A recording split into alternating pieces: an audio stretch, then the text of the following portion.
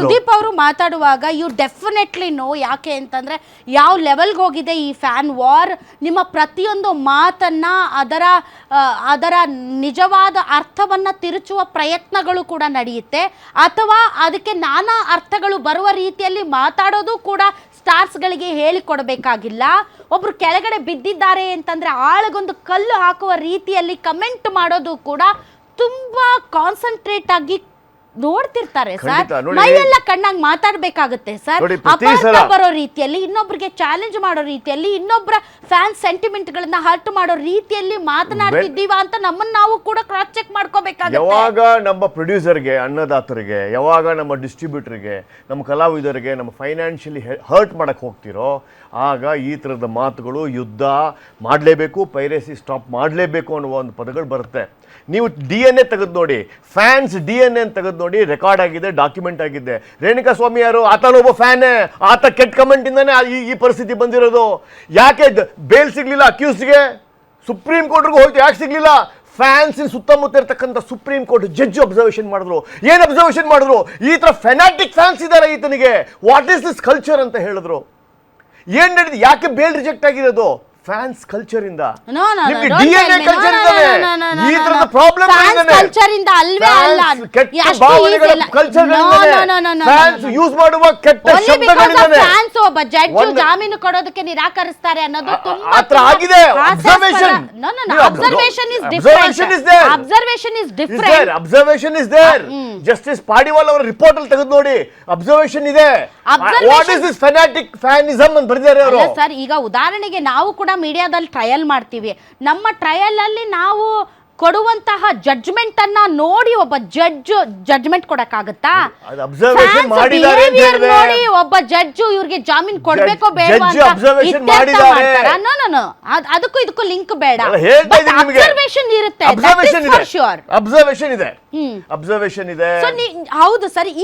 ಈಗ ಉದಾಹರಣೆಗೆ ಸರ್, ಇದನ್ನ ಒಂಥರ ಪೊದೆಯಲ್ಲಿ ಸುತ್ತಾಡಿ ಗುದ್ದಾಡೋದು ಬೇಡ. Let us be very straight. ಇವತ್ತು Sudeep fans versus Darshan fans ಅನ್ನುವಂತಹ ದೊಡ್ಡ ಹೋರಾಟ ನಡೀತಾ ಇದೆ. ನೀನ್ ಸುದೀಪ್ ಮಾತಾಡಿದ ತಕ್ಷಣ 1000 ಕಮೆಂಟ್ಸ್ ದರ್ಶನ್ ಫ್ಯಾನ್ಸ್ ಹಾಕ್ತಾರೆ. ವಿಜಯಲಕ್ಷ್ಮಿ ಅವ್ರು ಮಾತಾಡಿದ ತಕ್ಷಣ ವಿಜಯಲಕ್ಷ್ಮಿ ಅವ್ರ ವಿರುದ್ಧ ಸುದೀಪ್ ಫ್ಯಾನ್ಸ್ ಅಂತ ಹೇಳ್ಕೊಂಡು ಅವರು 1,00,000 ಕಮೆಂಟ್ ಮಾಡ್ತಾರೆ. ಎಲ್ಲಿಗೆ ಹೋಗ್ತಾ ಇದೆ ಈ ಕನ್ನಡ ಚಿತ್ರರಂಗ? ಆರ್ಗ್ಯಾನಿಕ್ ಆಗಿ ಫ್ಯಾನ್ಸ್ ಆಗೋದು, ನಾನು ಸ್ವಯಂ ಪ್ರೇರಿತವಾಗಿ ಫ್ಯಾನ್ ಆಗೋದು, ನಾನು ಪೇಜ್ ನಡೆಸೋದು ಅಕ್ಸೆಪ್ಟಬಲ್. ಸುದೀಪ್ ಅವ್ರಿಗಿರ್ತಕ್ಕಂಥದ್ದು ಆರ್ಗ್ಯಾನಿಕ್, ಯಶ್ ಅವ್ರಿಗಿರ್ತಕ್ಕಂಥದ್ದು ಆರ್ಗ್ಯಾನಿಕ್. ಆದ್ರೆ ಪೇಡ್ ಫ್ಯಾನ್ಸ್ ಅಂತ ಪ್ರೂವ್ ಆಗಿರೋದು, ಡಾಕ್ಯುಮೆಂಟ್ ಪ್ರೂವ್ ಆಗಿರೋದು ದರ್ಶನ್ ಫ್ಯಾನ್ಸ್. ಪ್ರಶಾಂತ್ ಸರ್ಗೆ let me prove it to you. Let me prove it to you. Give me 2 minutes. Give me 2 minutes. ನೀವು 170 ಫ್ಯಾನ್ ಕ್ಲಬ್ ನಡೆಸ್ತೀರಾ ಅಂತ ಅವತ್ತು ಹೊಡೆದ್ನಲ್ಲಮ್ಮ ನಿನ್ ಗಂಡ, ಅವತ್ತು ಹೊಡೆದ್ನಲ್ಲ ನಿನ್ ಗಂಡ, ಸೆರಗು ಬಿಚ್ಕೊಂಡು ಯಾರ ಹತ್ರ ಬಂದಿದ್ದೀಯಮ್ಮ? ಇದು ವಿಜಯಲಕ್ಷ್ಮಿ ಅವ್ರಿಗೆ ಮಾಡಿರೋ ಕಮೆಂಟ್.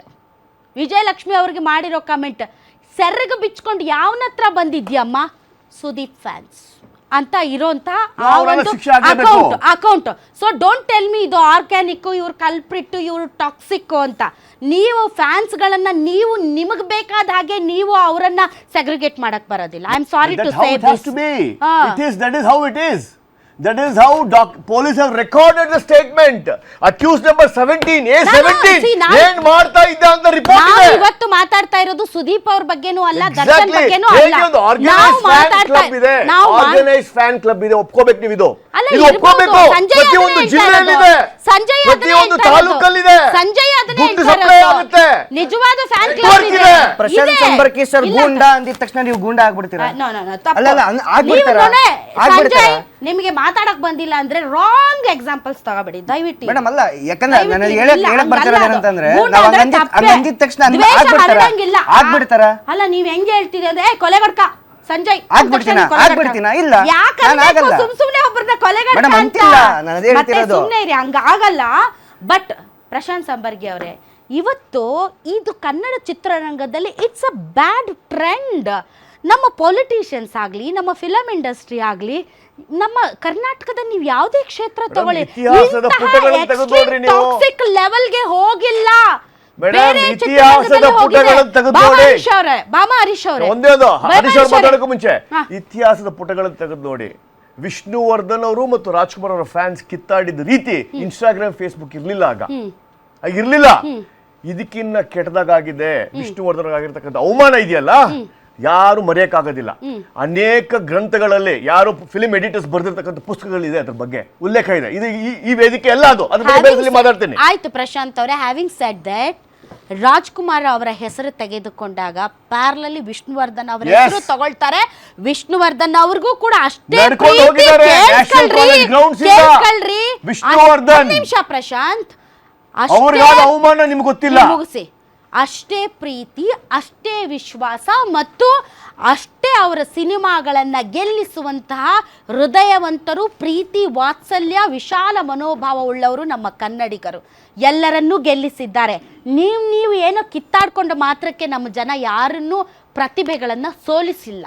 ಅದು ನಮ್ಮ ಕನ್ನಡಿಗರ ಹೃದಯ ವೈಶಾಲ್ಯತೆ, ನಮ್ಮ ಕನ್ನಡಿಗರ ಸೆಂಟಿಮೆಂಟ್ಗಳ ಜೊತೆ ನೀವು ಆಡ್ಕೋಬೇಡಿ ಅಷ್ಟೇ. ಭಾಮ ಹರೀಶ್ ಸರ್, ಏನು ಹೇಳೋರು ಕೇಳೋರು ಇಲ್ಲ. ನಿಮ್ಮಂಥವರೆಲ್ಲ ಏನು ಮಾಡ್ತಿದ್ದೀರಿ ನೀವು ಕನ್ನಡ ಚಿತ್ರರಂಗದಲ್ಲಿ? ಅಂದರೆ ಮುಗಿದು ಹೋಯ್ತಾ? ರಾಜ್ಕುಮಾರ್ ಆಯಿತು, ವಿಷ್ಣುವರ್ಧನ್ ಆಯಿತು, ಅಂಬರೀಷ್ ಆಯಿತು, ಮುಗೀತು. ಯಾರೂ ಇಲ್ಲ ಹೇಳೋರು ಕೇಳೋರು. ಇಂಥವೆಲ್ಲ ತಡೆಯೋರು. ಬಾಯಿ ಮುಚ್ಚಿರಿ ಅಂದರೆ ಮುಚ್ಚಬೇಕು. ನಮಗೂ ಇದಾರ್ರಿ ಸರ್ ಮೀಡಿಯಾದಲ್ಲಿ. ನಾವು ಏನಾದರೂ ತಪ್ಪುಗಳನ್ನ ಮಾಡಿದ್ರೆ ಒಂದಿಷ್ಟು ಜನ ಫೋನ್ ಮಾಡ್ತಾರೆ, ನೋಡ್ರಾದ ನೀವು ಹಂಗೆ ಮಾತಾಡಬೇಡಿ ಅಂತ ಹೇಳ್ತಾರೆ. Okay sir, I am fine, ನಾವು ಅದನ್ನ ತಿದ್ಕೊಳ್ತೀವಿ ಅಂತ ಹೇಳ್ತೀವಿ. ಕನ್ನಡ ಚಿತ್ರರಂಗಕ್ಕೆ ಹೇಳೋರು ಕೇಳೋರು ಯಾರೂ ಇಲ್ವಾ? ಇದ್ದಾರೆ, ಆ ಥರ ಹೇಳ್ಬೇಡಿ. ನಾನು ಹೇಳಿದ್ದು ರಾಧಾ ಅವರೇ, ನಾನು ಆ್ಯಕ್ಚುಲಿ ಹಿಂದೆ ಹೊಸಪೇಟೆಯಲ್ಲಿ ಪುನೀತ್ ಫ್ಯಾನ್ಸು ಮತ್ತು ದರ್ಶನ್ ಫ್ಯಾನ್ಸ್ ನಡುವೆ ಏನು ಗಲಾಟೆ ಆಯಿತು, ಆ ಸಂದರ್ಭದಲ್ಲಿ ಮಧ್ಯ ಹೋಗಿದ್ದೆ ಫಿಲ್ಮ್ ಚೇಂಬರ್ ಆಫ್ ಕಾಮರ್ಸ್. ಹೋಗಿ ಅದಕ್ಕೆ ಸೈಬರ್ ಕಂಪ್ಲೇಂಟ್ಗಳು ಪ್ರತಿಯೊಬ್ಬರು ಡಿ ಜಿ ಅವ್ರಿಗೆ ಭೇಟಿ ಮಾಡಿ ಅಲ್ಲೂ ಕೂಡ ಆ್ಯಕ್ಷನ್ ತೊಗೊಳ್ಲಿಕ್ಕೆ ಎಲ್ಲ ಇದು ಮಾಡಿದ್ರು. ಕೊನೆಗೆ ಅದಾದ ನಂತರ ಸ್ವಲ್ಪ ಎಲ್ಲ ಸೈಲೆಂಟ್ ಆದರು ಆ ಗಲಾಟೆ ಆದ ನಂತರ. ಅದಾದಮೇಲೆ ನಮ್ಮ ರಮ್ಯಾ ಅವ್ರ ವಿಚಾರದಲ್ಲಿ ಏನು ಕಮೆಂಟ್ ಮಾಡಿದ್ರು ಪ್ರತಿಯೊಂದು ಕೂಡ ಇಡೀ ಚಿತ್ರರಂಗ ರಮ್ಯಾದ ಪರವಾಗಿ ನಿಂತ್ಕೊಂಡು ನಾವು ಅವ್ರಿಗೇನು, ಯಾಕಂದ್ರೆ ತಮಗೆಲ್ಲ ಬೆಳವಣಿಗೆ ಗೊತ್ತಿದೆ. ಯಾರ್ಯಾರು ಇವತ್ತು ಶಿಕ್ಷೆ ಅನುಭವಿಸ್ತಾ ಇದ್ದಾರೆ, ಯಾರು ಬ್ಯಾಡ್ ಕಾಮೆಂಟ್ ಹಾಕಿದ್ದಾರೆ, ಅವ್ರಿಗೆಲ್ಲ ಏನು ಶಿಕ್ಷೆ ಆಗಿದೆ, ಅವರಿಂದ ಅವ್ರ ಕುಟುಂಬಗಳು ಎಷ್ಟು ನೊಂದಿದ್ದಾರೆ, ಬೆಂದಿದ್ದಾರೆ, ಮತ್ತು ಬೀದಿಗೆ ಬಂದಿದ್ದಾರೆ ಅಂತ ಗೊತ್ತಿದೆ. ಬಟ್ ಈ ಥರ ಒಂದು ಕಮೆಂಟ್ ಮಾಡೋಕೆ ನಾವು ರಾಜ್ಕುಮಾರ್ ಅಭಿಮಾನಿಗಳು ನೋಡಿದ್ದೀವಿ, ವಿಷ್ಣುವರ್ಧನ್ ಅಭಿಮಾನಿಗಳೆಲ್ಲ ಪ್ರತಿಯೊಬ್ಬರು ನಾವು ನೋಡಿದ್ವಿ. ಯಾಕಂದ್ರೆ ಈ ಥರ ಒಂದು ಕೆಟ್ಟ ಬೆಳವಣಿಗೆ ನಾನು ನೋಡಿಲ್ಲ ಮೇಡಮ್. ಪುನೀತ್ ರಾಜ್ಕುಮಾರ್ ಸರ್ ಅವರ ಕಾಲಾನಂತರ, ಅವ್ರು ತೀರ್ಕೊಂಡ ನಂತರ ಜಗ್ಗೇಶ್ ಅವರು ಒಂದು ಪೋಸ್ಟ್ ಹಾಕಿದರು, unite Karnataka film industry KFI ಅಂತ. ಎಲ್ಲರೂ ಒಂದಾಗೋಣ. ಎಷ್ಟು ದಿನ ಬದುಕ್ತೀವೋ ನಾವೇ ಗೊತ್ತಿಲ್ಲ, ಎಷ್ಟು ದಿನ ಇರ್ತೀವಿ ಅಂತಲೂ ಗೊತ್ತಿಲ್ಲ. ಕನ್ನಡ ಚಿತ್ರರಂಗ ಮತ್ತೆ ಒಟ್ಟಾಗೋಣ, ಮತ್ತೆ ಒಂದಾಗೋಣ ಅಂತ ಒಂದು ಪೋಸ್ಟ್ ಹಾಕಿದ್ರು. ಅದು ಪೋಸ್ಟ್ಗೆ ಅಷ್ಟೇ ಸೀಮಿತ ಆಯ್ತಷ್ಟೇ. ಇಲ್ಲ, ಕನ್ನಡ ಚಿತ್ರರಂಗ ಇದು ಖಂಡಿತವಾಗ್ಲೂ 100% ಒಗ್ಗಟ್ಟು ಇಲ್ಲ ಅಮ್ಮ. ನಾನು ಹೇಳ್ತೀನಿ, ಆದಷ್ಟು ನಾವು ಕೂಡ Karnataka film chamber of commerce president ಆಗಿದ್ದಾಗ ನಾನು ಎಲ್ಲರನ್ನೂ ಒಗ್ಗೂಡ್ಸೋಕ್ಕೆ ಇದು ಮಾಡಿದೆ. ಇಲ್ಲಿ ಕೆಲವರು ಇದ್ದಾರೆ ಆಗಲೇಬಾರ್ದು, ಅವ್ರ ಬೇಳೆ ಮಾತ್ರ ಬೇಯಬೇಕು, ಆ ಮಟ್ಟಕ್ಕೆ ಇದ್ದಾರೆ, ಆ ವ್ಯಕ್ತಿಗಳಿದ್ದಾರೆ. ಬಟ್ ಇವತ್ತು ಕೂಡ ನಮ್ಮ ತಂಡ ಏನು ಬಂದಿತ್ತು ಅವತ್ತು ಇಡೀ ಇಂಡಸ್ಟ್ರಿ ಒಟ್ಟಿಗೆ ಕೊಂಡೊಯ್ಯೊಂದು ಪ್ರತಿಯೊಂದು ಕೆಲಸ ಮಾಡ್ದು. ಅಲ್ಲೂ ಸಾಕಷ್ಟು ಕಲ್ಲು ಹಾಕಿದ್ರು. ಮತ್ತು ನಾವು ಆಡಳಿತ ಮಾಡ್ದಂಗೆ ಕೋರ್ಟಲ್ಲಿ ಸ್ಟೇ ತಂದರು. ಸುಮಾರು 7 ತಿಂಗಳ ನಂತರ ಏನು ಕೆಲಸ ಮಾಡಲ್ಲ, ಬರೀ ಸಿಕ್ಕಿದೆ ಬರೀ 3 ತಿಂಗಳಮ್ಮ. ನನಗೆ 3 ತಿಂಗಳು ಸಿಕ್ತು ಅಷ್ಟೇ. 7 ತಿಂಗಳು ಬರೀ ಸ್ಟೇ ಆರ್ಡ್ರಲ್ಲೇ ಇದು ಮಾಡಿದ್ರು. ಆಡಳಿತ ಮಾಡಲಿಕ್ಕೆ ಬೇಡಲ್ಲ. ಈ ಥರ ಮಾಡಿದ್ರೆ ಯೂನಿಟಿ ಎಲ್ಲಿ ಬೆಳೆಸ್ಕೊತಾರೆ? ಪ್ರತಿಯೊಬ್ಬರಿಗೆ ಯಾರೇ film chamber of commerce president ಆಗಲಿ, ಅಟ್ಲೀಸ್ಟ್ ಅವ್ರು ಕೈ ಜೋಡಿಸ್ಬೇಕು, ಅವ್ರ ಶಕ್ತಿ ತುಂಬಬೇಕು, ಯಾರೇ ಆಗಲಿ. ಬಟ್ ಆ ಸಂದರ್ಭದಲ್ಲಿ ನಮ್ಮನ್ನು ಕೂಡ ಮಲ್ತಾಯಿ ಮಕ್ಕಳ ಥರ ನೋಡಿದ್ರೆ ಅವತ್ತು. ಬಟ್ ಈ ಥರ ಆದರೆ ಖಂಡಿತವಾಗ್ಲು, ಯಾಕಂದರೆ ಎಲ್ಲನೂ ಒಗ್ಗೂಡಿಸೋಂಥ ಎಲ್ಲರ ಮನಸ್ಥಿತಿ ಎಲ್ಲ ಇದೆ. ಬಟ್ ಕೆಲವು ಕಿಡಿಗೇಡಿಗಳು ಬಿಡ್ತಾಯಿಲ್ಲ. ಮಾಸ್ತಿ ಅವರೇ, ಈಗ ವಿಜಯಲಕ್ಷ್ಮಿ ಅವರನ್ನೇ ನೋಡೋಣ. ಗಂಡ ಜೈಲಲ್ಲಿದ್ದಾರೆ, ಮಗ ಇದ್ದಾನೆ, ಆ ಕಡೆ ನ್ಯಾಯಾಂಗ ಹೋರಾಟ ಮಾಡಬೇಕು, ಈ ಕಡೆ ಸಿನಿಮಾದ ಆಗು ಹೋಗುಗಳು, ಪರ್ಸ್ನಲ್ ಲೈಫ್. ಅವರು ಒಬ್ಬ ಹೆಣ್ಮಗಳು. ಆ ಹೆಣ್ಮಗಳನ್ನ ಟಾರ್ಗೆಟ್ ಮಾಡಿಕೊಂಡು ಅವರನ್ನು ಇನ್ನಷ್ಟು ಕುಗ್ಗಿಸುವ ಕೆಲಸ.